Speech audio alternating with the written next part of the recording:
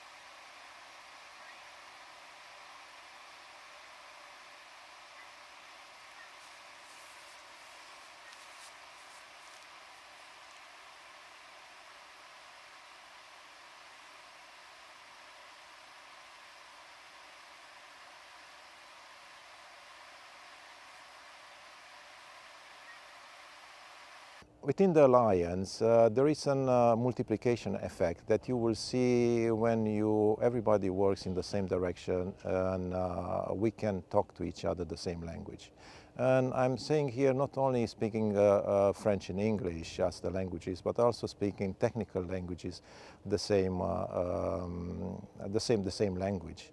So for NATO, it's important to make sure that when nations are procuring capability and investing money in this capability, their capabilities can be employed together into a joint area of operation, such that we can achieve this multiplication effect of an alliance.